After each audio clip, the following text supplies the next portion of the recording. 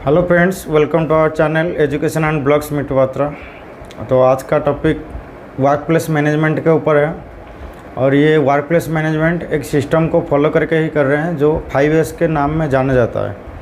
और ये 5S system क्या है, उसका ओरिजिन कैसा है, कहाँ पे इम्प्लीमेंट हुआ था, कैसे इम्प्लीमेंट करते हैं, इसका फ़ायदा क्या है, उसका करने से क्या रिजल्ट मिलता है, इसमें कंपनी का प्रॉफिट होता है या लॉस होता है, ये सारा कवर करेंगे।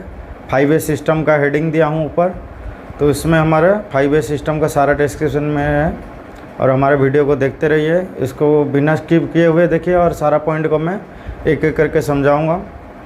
तो यहाँ पे क्या है, ये 5S सिस्टम जो है ना, इसको हम डिपार्टमेंट में कहीं भी इंडस्ट्री में, चाहे आपका कॉलेज हो, स्कूल हो, एयरपोर्ट हो, रेलवे स्टेशन हो, या तो घर पे भी, या तो आपका जैसे भी कोई भी गांव के कम्युनिटी सेंटर हो, या तो कोई भी जैसे कि गांव में सोसाइटी रहता है उसमें, या तो किसी भी ऑफिस में, ये सिस्टम को अपना इम्प्लीमेंट कर सकते हैं। इसमें ये सिस्टम का 5S सिस्टम क्या है पहले वो समझ लेते हैं, फिर बाद में ये सिस्टम का बारे में एक एक करके सारा पॉइंट को समझाएंगे ताकि ये सारा पॉइंट क्लियर भी हो जाएगा और फिर बाद में ये पता लगेगा 5S में हमें बेनिफिट क्या मिलता है। तो 5S सिस्टम जो है ये जापानीज वर्ड, मतलब जो 5S है ना, उसमें S लेटर से शुरू करके 5 वर्ड है, उनको मिला के ये 5S सिस्टम बनाया गया है और ये जापानीज वर्ड है। और इसमें ये 1970 के ईयर में ये पहली बार इम्प्लीमेंट हुआ था और जापान में टोयोटा मोटर कॉरपोरेशन लिमिटेड में ये इम्प्लीमेंट हुआ था 1970 में। तो ये उन्हीं को देख के बाकी कंट्री में ये सिस्टम धीरे धीरे स्प्रेड हुआ। तो ये भी इंडिया में भी बहुत जगह कंपनी में, हर ऑफिस में भी, एयरपोर्ट में, रेलवे स्टेशन में, मेट्रो स्टेशन में, कम्युनिटी सेंटर जैसे गाँव में भी, ये हर जगह में आजकल इम्प्लीमेंट हो गया है। और इसमें कुछ बेनिफिट है, एडवांटेज है, इसलिए हर जगह इसका मतलब सबको मतलब इनको क्या है, गाइडलाइन क्या आ जाता है कि 5S के हिसाब से कैसे काम करे, उसका बेनिफिट क्या है। तो ये इंट्रोडक्शन था। तो याद रखिए, ये जापान से जो 5 जापानीज वर्ड है उसका स्टार्टिंग S लेटर से है। तो उस S लेटर से जो जापान वर्ड है, जापानीज वर्ड, उसको लेके ये 5S सिस्टम मतलब बनाया गया है। तो ये 1970 में पहली बार लॉन्च हुआ था, इम्प्लीमेंट किया गया था टोयोटा मोटर कॉरपोरेशन लिमिटेड में। तो उसको हम एक एक पॉइंट करके समझते हैं। और इसमें क्या ये 5S में हमारे जो मतलब फ़ायदा होगा उसके ऊपर करके कि मैं अपने मन का एक हेडिंग, मतलब इसमें क्या बेनिफिट है वो मैं बनाया हूँ। बाकी इसमें बुक में आपको तो बहुत कुछ मिल जाएगा और दूसरे इंटरनेट में, गूगल में भी सर्च कीजिए, जो मतलब टेक्निकल टर्म या तो बुक में जो है वही चीज़ मिल जाएगा। लेकिन ये क्या है, हमारा अंडरस्टैंड के मतलब जो हम अंडरस्टैंड किए हैं और सिंपल भाषा में इसको समझा रहे हैं। इससे कोई बुक का कॉपी नहीं है ना कुछ, इसमें हम अपने आसान तरीके से समझा रहे हैं। तो आप लोग समझिए और समझने की कोशिश कीजिए। तो 5S सिस्टम जो है ना, उसका जो एक एक जो सिस्टम का S लेटर से जो शुरू हुआ है, ये सारे चीज़ कवर करूँगा। पहले उससे क्या बेनिफिट होता है वो देखते हैं। हाउसकीपिंग यानी कि जिस एरिया में हम काम कर रहे हैं, ऑफिस हो, मेट्रो स्टेशन हो, एयरपोर्ट हो, या तो इंडस्ट्री हो, घर पे भी हो, तो ये क्या है, हाउसकीपिंग होता है। मतलब एक मोटा मोटी हाउसकीपिंग का मतलब है वो वर्क प्लेस जहाँ जिस एरिया को हम उसको मतलब साफ़ सुथरा रखें, वो हाउसकीपिंग के अंदर आ जाता है। तो इसको अपना के इम्प्लीमेंट करने में हमारा हाउसकीपिंग अच्छा आता है। टाइम सेविंग हो जाता है। मान लो किसी एरिया में कोई चीज़ इधर उधर बिखरा हुआ है, कोई शायद इधर पड़ा है, कहीं और पड़ा है, उसको ढूंढने में भी टाइम लगता है। और कोई चीज़ जल्दी चाहिए तो उसको और जल्दी नहीं मिलता है, उसको ढूंढना पड़ता है। तो वहाँ पे क्या टाइम ज़्यादा लगता है, तो वो टाइम सेविंग का भी फ़ायदा करता है, टाइम सेव होता है। और उस एरिया जहाँ हम रह रहे हैं, उस एरिया को, या तो जहाँ काम कर रहे हैं उस एरिया को क्लीन रखेंगे, उसका हर चीज़ को देखेंगे, कोई ख़राब है, अच्छा है, कोई ज़रूरी है, और बिना ज़रूरतमंद चीज़ को हम रखेंगे। फिर इसमें क्या टाइम भी लगता है। तो क्लीनिंग रहेगा तो उसमें क्वालिटी भी बढ़ेगा और जो लोग काम करेंगे उनका भी मेंटली और फिजिकली जो स्ट्रेस रहता है वो भी रिलैक्स हो जाता है। कि जैसे क्लीनिंग रहेगा, एक क्लीनिंग एरिया में हम मतलब साफ़ सुथरा जगह में जाके काम करना, और उसमें ऐसे चीज़ जहाँ सिस्टम नहीं हो, मतलब बिना सिस्टम का ऐसे हर चीज़ इधर उधर बिखरा हुआ हो पड़ा हो और वहाँ पे काम करने का कोई बोलेगा तो उसमें क्या मन का भी और मेंटली और फिजिकली ये भी थोड़ा बहुत स्ट्रेस परेशानी होती है। तो जहाँ क्लीन और साफ़ सुथरा रहता है वहाँ पे काम करना भी अच्छा लगता है। और जो जितने भी लोग मतलब एम्प्लॉय हो या तो जो भी वहाँ पे काम करते हैं स्टाफ से कर्मचारी या तो नीचे भी लेबर्स लोग वर्कर लोग में भी, तो उसमें क्या है एक मनोबल बना रहता है कि हाँ इस क्लाइमेट में एक एनवायरनमेंट बना रहता है, लेकिन उनका अंदर से मोटिवेट होता है काम करने के लिए और क्वालिटी भी अच्छा बनता है, प्रोडक्टिविटी होता है।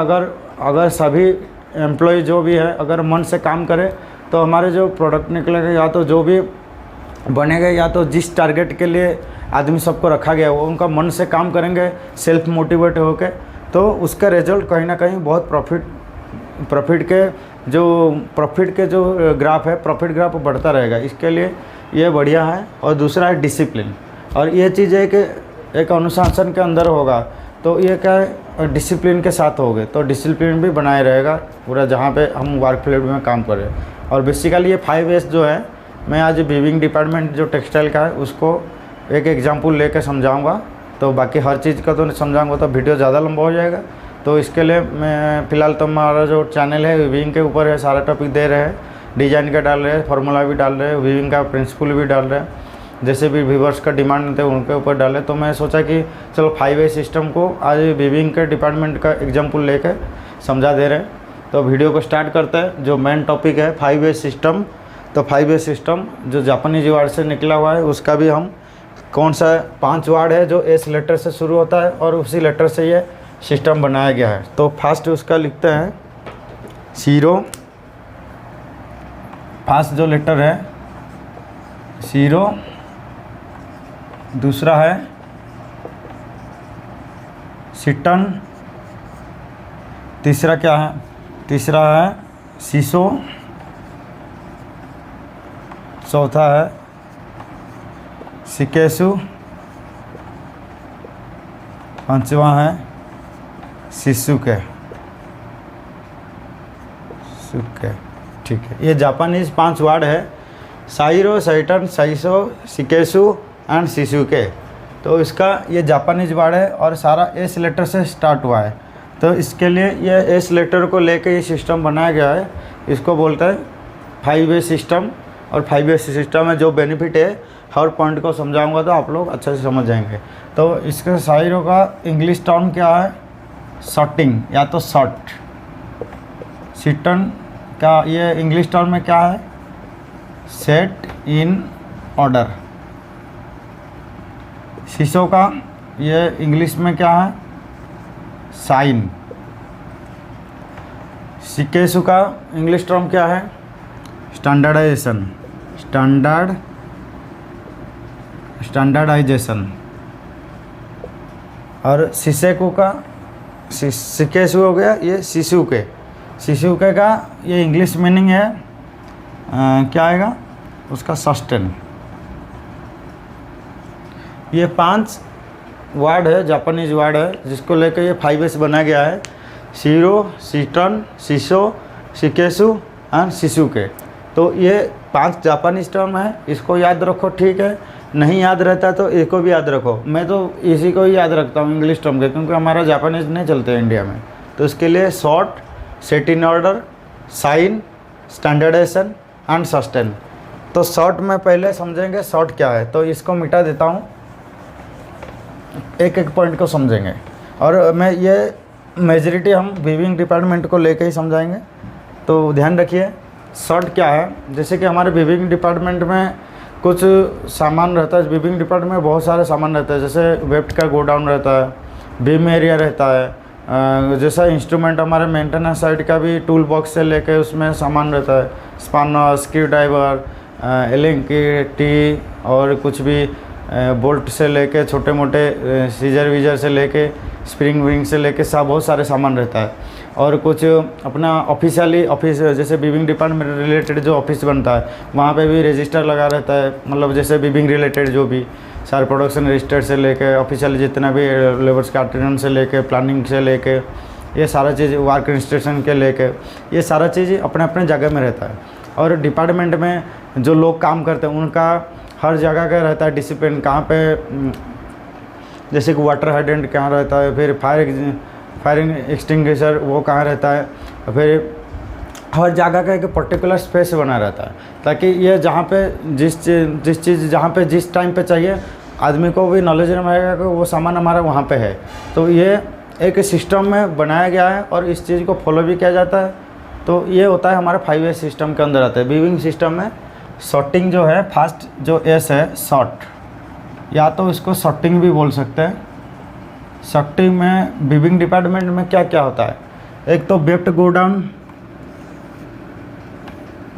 एक वेफ्ट गो डाउन हो गया, एक हो गया मेंटेनेंस साइड, जैसे टूल बॉक्स में अपना जो भी सामान रहता है, ये टूल बॉक्स का, ये वेफ्ट गो डाउन का। तो मैं क्या बताऊँ, तो वेफ्ट गो डाउन का ले जाएं क्या, या तो टूल बॉक्स वाला सामान ले लेते हैं, टूल बॉक्स का ले लेते हैं। नहीं तो क्या कि टूल बॉक्स में जो सामान वामान रहता है, कुछ अपना जैसे कि रनिंग कोई मतलब मेंटेनेंस काम आया तो उसके लिए टूल बॉक्स में हमें सामान का ज़रूरत पड़ता है कि हाँ वहाँ से ले जाएंगे। अगर वो सामान वहाँ नहीं मिला तो क्या होता है, फिर मुश्किल होता है कि वो सामान ढूंढने में टाइम लगता है। तो इसके लिए ये 5S का इम्प्लीमेंट किया गया है। तो डिपार्टमेंट रनिंग काम के लिए कुछ मान लो एक एरिया में टूल बॉक्स है या टेबल बनाया हुआ है, उसका रैक बनाया गया है, तो वहाँ पे ये चीज़ रहता है।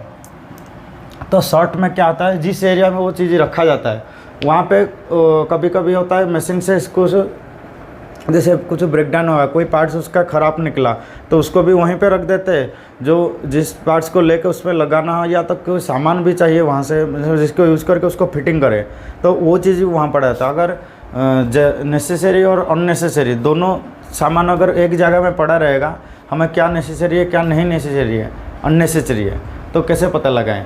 फिर वो क्या है, फिर बाद में फिर उसमें ढूंढते रहो, छांटते रहो, इसके लिए टाइम लगता है। इसलिए क्या चीज़ मतलब हमारे ज़रूरतमंद चीज़ है और क्या ज़रूरत नहीं है, इसको अलग अलग किया जाता है। उसको बोलते हैं सॉर्टिंग या तो छांटना, ठीक है ना। ये है सॉर्टिंग के ऊपर आता है। तो इसका एग्जाम्पल ले जा रहे हैं, जैसे कि टूल बॉक्स में आपका एल्की, टी सेट, स्क्रू ड्राइवर, अपना स्पानर, फिर बोल्ट्स, अपना पुलर, जैसे कि ऑयलिंग ग्रीसिंग गन वो भी साइड में रहता है, या ग्रीसिंग गन, और क्या क्या है, और जैसे कि प्लायर्स, ठीक है। ये जैसे कि चीज़ रहता है। और अपना क्या बोलते हैं फाइल्स, जो फाइल्स करते हैं वहाँ पे भी ये सारा चीज़ अपना टूल बॉक्स में रहता है। और उसमें भी और भी रहता है, क्या है, एक एल्की हो गया, T C, screw driver, spanner, bolts, puller, grease gun, pliers, files, ये बहुत चीज़ें वहाँ पे भी रहता है। तो ये क्या है, इसके साथ मान लो हम कोई लकड़ का कोई चीज़ ले आएंगे, या तो कोई वेफ्ट गो डाउन से कोई गोला ला के रख देंगे। ये क्या, इस एरिया में ये चीज़ रहना चाहिए टूल बॉक्स में, जो रहना चाहिए या तो मेंटेनेंस रिलेटेड जो टूल बॉक्स में रहना चाहिए। अगर वहाँ पे वो नहीं रह के दूसरा आइटम रहता है, जैसे कि नोटिंग वाले का कुछ, जैसे कि नोटिंग मशीन का कोई स्पेयर पार्ट्स वहाँ आके रह गया, तो फिर यहाँ पे वो एरिया नहीं है, तो पर्टिकुलर टूल बॉक्स में जो रहना चाहिए वो वहाँ पर रहे। और अगर दूसरे कुछ आइटम आके मिक्स हो रहा है तो वो क्या है, उसको पहले अलग किया जाता है कि उसमें एक साथ मिक्स ना हो। तो इसके लिए ये सॉर्टिंग किया जाता है, क्या चीज़ इसमें कहाँ पे जो पर्टिकुलर एरिया में, तो ऐसे पर्टिकुलर एरिया में वही सामान रहेगा जो वहीं पे ही मिलेगा, और सबको नॉलेज में रहेगा कि वो सामान वहीं पे है। अगर वहीं पे सारे 10 आइटम एक साथ मिला हुआ रहेगा तो उसमें हमें ढूंढने में टाइम लगता है। तो इसको बोलते हैं सॉर्टिंग, ठीक है। सॉर्टिंग क्लियर हो गया। तो हम नेक्स्ट पॉइंट है सेट इन ऑर्डर।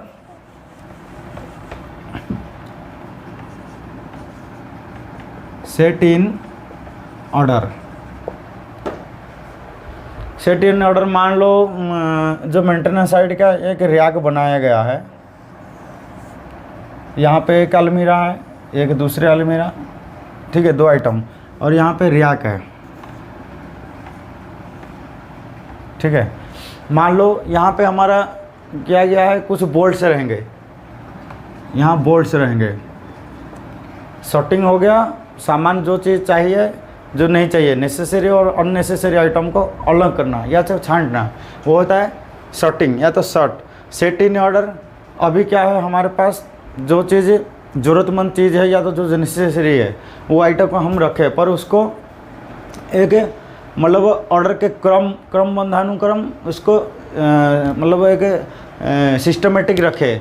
जैसे कि बोल्ट मल जहाँ रखना चाहिए जो सामान जहाँ होना चाहिए वहीं पे रहेगा। तो बोल्ट से मान लो यहाँ पे रहेगा, बोल्ट्स के लिए रखा गया तो यहाँ पे पायल्स नहीं रहना चाहिए, या तो स्पैनर नहीं रहना चाहिए, या तो एल्की नहीं रहना चाहिए। बोल्ट्स है तो बोल्ट्स, यहाँ पे स्क्रू ड्राइवर का ये सेट है तो स्क्रू ड्राइवर, यहाँ पे स्पैनर, एल्की, टी सेट है तो यहाँ पे एल्की, स्पैनर या टी सेट वगैरह रहेगा। यहाँ पे मान के चलो पुलर, प्लायर्स और भी कुछ चीज़ें जैसे कि प्लायर्स हो गया और ये चीज़ें वहाँ पे रह गया। ठीक है, अब मान लो कुछ बेरिंग वगैरह यहाँ पे रहना है, बेरिंग्स।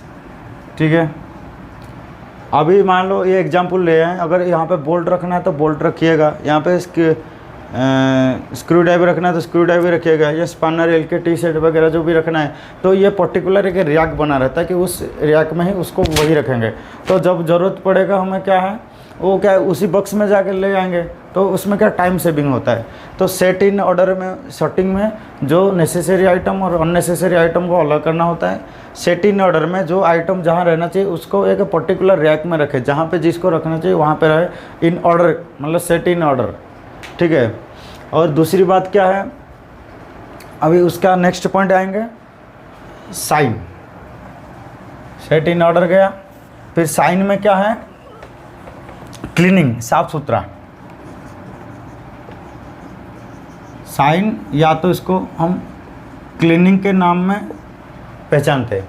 साइन क्या है, हम जैसे बिविंग डिपार्टमेंट का मैं मतलब ये लिया था, मतलब एग्जाम्पल लिया था। बिविंग डिपार्टमेंट में अगर साफ़ सुथरा नहीं रहेगा तो दिक्कत होगी। दिक्कत क्या होगी, उसका तो कपड़ा बनेगा या तो जो प्रोडक्ट निकलेगा उसका क्वालिटी डिफेक्ट होगा, डिपार्टमेंट अच्छा नहीं लगेगा, और हादसा मतलब अगर ज़्यादा फ्लॉप बना रहेगा या तो उसमें हादसा भी हो सकता है। और कोई सामान अगर गिरा हुआ है, इधर उधर पड़ा है, वो भी खोने का भी चांस रहता है। इसके लिए ये साफ़ सुथरा रहना अच्छा है। साफ़ सुथरा रहता है तो जो एम्प्लॉय काम करते हैं उनका मनोबल बना रहे, सेल्फ मोटिवेटेड होकर अच्छा काम करे तो प्रोडक्ट बनेगा, क्वालिटी अच्छा बनेगा। ये सब इस चीज़ के लिए साइन का भी ये अर्थ है कि क्लीनिंग यानी साफ़ सुथरा। और क्लीनिंग करते टाइम अगर कुछ इम्पोर्टेंट चीज़ कहीं अगर गिरा हुआ है, या तो कुछ मशीन के पार्ट्स इधर उधर बिखरा हुआ है, या तो मशीन से कुछ लीकेज हो रहा है, वो चीज़ भी एक्सपेंस है मतलब क्या होता है चेक हो जाता है। मतलब साइन का यह अर्थ है cleaning with some target, with some goals. Cleaning with some goals मतलब कुछ गोल या तो कुछ उसमें मतलब उसमें कोई पॉइंट रखे, मतलब वो क्लीनिंग अगर करते टाइम अगर कुछ मतलब कोई सामान गिरा हुआ है, कुछ इसमें मतलब कोई पार्ट्स का लीकेज हो रहा है, तो इस चीज़ को चेकिंग के लिए भी सफाई किया जाता है। उसका सफाई का यही मतलब है कि हम बिना मतलब का सफाई नहीं कर रहे, सफाई कर रहे हैं तो उसका अगर कुछ पार्ट्स गिरा हुआ है, कुछ इधर उधर पड़ा है, तो वो चीज़ें चेकिंग हो जाता है। ठीक है, अगर कोई सामान का सफाई हो रहा है या तो कोई मशीन का पार्ट्स का सफाई हो रहा है, उस पार्ट्स में कोई अगर क्रैक आया, वो पार्ट्स में कहीं नॉर्मल बिहेवियर से उसका थोड़ा ख़राब हो रहा है, तो वो चीज़ क्या चेकिंग किया जाता है। अगर कहीं ऑयल लीकेज हो रहा है, कहीं सील कट गया, ये चीज़ का क्या है उसमें टाइमली इसको पता लग जाता है, ये साइन से क्लीनिंग किया जाता है। तो ठीक है ना, क्लीनिंग किया गया। अभी सॉर्टिंग का जो आइटम चाहिए नहीं चाहिए उसको अलग कर दिए, और उसको जहाँ जो रखना चाहिए अपना हिसाब से इन ऑर्डर में उसको रख दिए। फिर बाद में जहाँ सब रखने के बाद जो डिपार्टमेंट की साफ़ सुथरा कर रही है वो साइन में आता है। फिर उसके बाद स्टैंडर्डाइजेशन होता है फोर्थ फेस। ये थर्ड एस गया साइन, स्टैंडर्डाइजेशन हो गया फोर्थ फेस।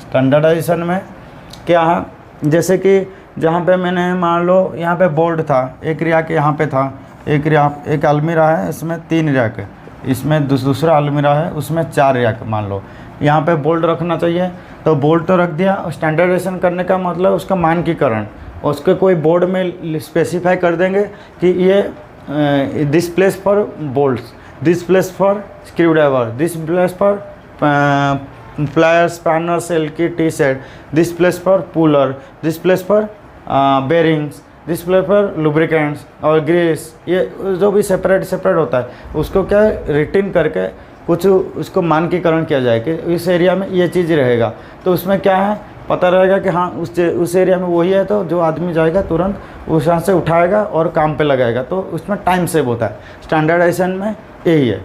तो उसका दूसरा एक एग्जांपल ले जा रहे हैं। दूसरा एक एग्जांपल मान लेते हैं, कहाँ का लेंगे, दूसरा एक एग्जांपल ले लेते हैं, मान लो वेप्ट गोडाउन का सबसे बढ़िया एग्जांपल। मान लो एक पायलट में कॉटन का माल है, एक पायलट में पॉलिस्टर का है, एक पायलट में पॉलिस्टर कॉटन मिक्स है, एक पायलट में मान लो हाँ यहाँ पे कॉटन का माल 10 से 20 काउंट तक, पॉलिस्टर मान लो 220 डेनियर का है, पीसी मान लो 16 पीसी का माल पड़ा है। यहाँ पे मान लो कॉटन लाइक्रा है पर वहाँ से 30 से लेके 60 काउंट तक। तो यहाँ पे क्या है, हमें ये नहीं पता लगेगा, जो बैठे बैठे अगर स्टैंडर्डाइजेशन हुआ है तो कहाँ पे क्या चीज़ है वो डाटा से पता लगता है। यहाँ पे अगर 10 से 20 काउंट तक का गोला है, वेप्ट है, तो यहाँ पे स्टिकर लगाया जाता है लिख के कि वो उस लाइन में हम इसी को नहीं मिलेगा इस पायलट से, या तो यहाँ पे एक पायलट नहीं 10 20 25 पायलट रहता है, तो वहाँ से जो वेप्ट है वहाँ पे इस रेंज से इस रेंज का कौन मतलब वो काउंट का धागा मिलेगा, वहाँ पे 220 का मिलेगा, वहाँ पे 16 पीसी का मिलेगा। तो 30 से लेकर 60 लाइक्रा का जो कॉटन लाइक्रा वहाँ पे इस मतलब रैक में मिलेगा, या तो ये सेक्शन में मिलेगा। इसके लिए क्या है, ये स्टैंडर्डाइजेशन करता है, मतलब जो एरिया में हम जहाँ रख लिए एक तो छान लिए और भले उसको ऑर्डर में रख लिए, फिर बाद में उसमें स्टिकर लगाना पड़ता है, कुछ बोर्ड में मार्किंग करना पड़ता है ताकि जो जाए वहाँ पे वो मार्किंग को देकर उसको तुरंत उठा के फिर अपना काम पे यूज़ करे। तो ये होता है स्टैंडर्डाइजेशन।